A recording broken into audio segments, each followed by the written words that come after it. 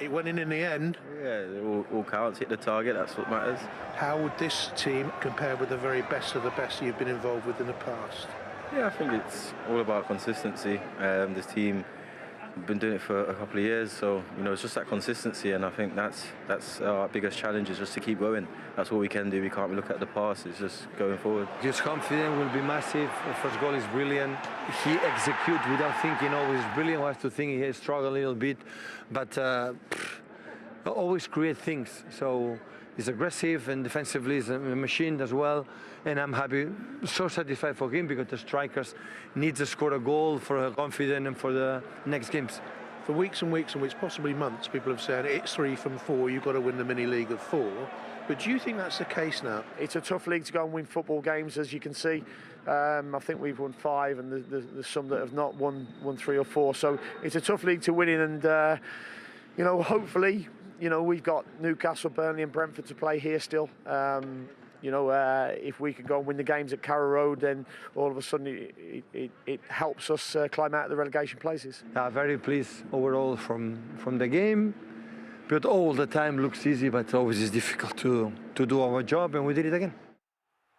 Yeah, and you made it look very easy indeed. Another dominant display from the league leaders, Jermaine, and you're particularly impressed with them down their left-hand side. Yeah, look, I mean, Pep Guardiola and Manchester City have been playing this type of way, using this tactic that I'm about to illustrate in a minute, for as long as I can remember. It seems impossible for teams to stop. They know it's coming. But today, Zinchenko, Sterling and Ilkay Gundogan, they nailed it to perfection. Their movement and their understanding of their position. Sterling's out wide here, Zinchenko's in a deeper position. The timing of the run, the delivery is spot on. It was a warning sign, not only for Max Aarons, but for Norwich, as to what was about to come. This time when Sterling comes much more central, Zinchenko holds that width, and the deliveries were going to be coming thick and fast all game for Norwich to have to deal with. I think Ilkay Gundogan's understanding of his timing of when to get in the box nearly nicks a goal on this occasion. But this is where I think it works brilliantly. Is Max Aarons has got a big problem here. He's got Gundogan in front of him, and he's thinking, well, he's a problem, I've got to pick him up. But what it does is it buys a bit of time for Zinchenko to put that ball out wide. And once Max Aarons goes, that space is exploited. They've done that for years. Yeah, and for so many years, nobody to play against it. They don't know what to do with it. And because it's done to perfection in terms of the timing of the movement. And it was just time and time again, they were getting down this left-hand side. Sterling with the opportunity. This is it, again, this is the exact same scenario, just in a slightly different position. Zinchenko's kind of gliding. Once he plays this ball out wide to Raheem Sterling, there's that space. Sargent has to track that run. That's one of the big components here in terms of stopping it. Sargent is not helping out Max Aarons anywhere near enough, but as a combined display, they were brilliant, City, but that left-hand side from minute one just tormented them. All right, then. We see it week in, week out, and it always seems to work, and they dominate most sides. Yeah. How do you work it out? I mean, how do you play against it? Yeah, me and Murph spoke about this, but I think one of the key components, you've got to work really hard, right? Individually, like I said there, I think Sargent has to help out Max Aarons much better.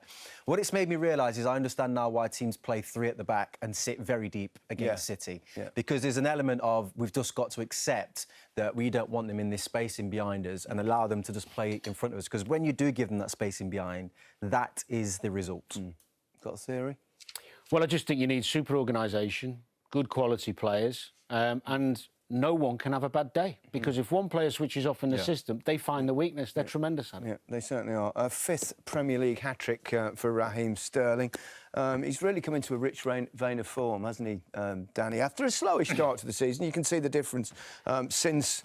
the start of November than compared with the early... I mean, he'd obviously had a busy summer and probably a bit tired and late starting, but terrific form. Well, the figures talk for themselves, but I've got huge admiration for his character and resilience to bounce back after a disappointing start where people were questioning whether he would be in Pep's plans moving forward with the signing of Grealish.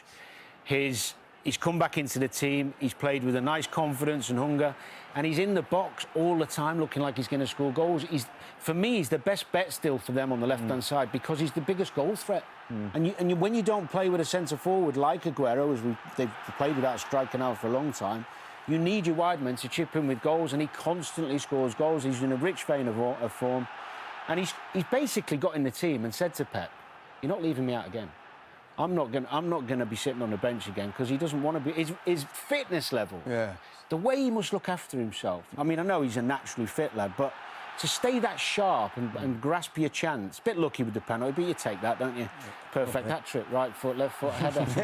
And I can't eulogise about him enough. His football ability speaks for itself, but his character and his attitude and his application, top player. Totally agree. Totally agree. Norwich 7 points from the 3 preceding games to this one. Obviously, Manchester City. The next game's Liverpool. That's not going to define the season. But can you see them getting out? I think the biggest compliment I can give them is I feel like they've got a chance now. I don't think before they had a chance at all. Yeah, and I think he's certainly turned them around a bit. The job that he's done has made people start to believe that they're one of the teams that might sneak out of it, but they've got loads of work to do. Certainly have. Before we move on, we must say congratulations to Chelsea, who have won the Club World Cup. They've beaten the South American champions, Palmeiras, 2-1 in the final in Abu Dhabi. Chelsea's goals came from Romelu Lukaku in the second half and Kai Havertz, who scored the winner from the penalty spot 3 minutes from the end of extra time.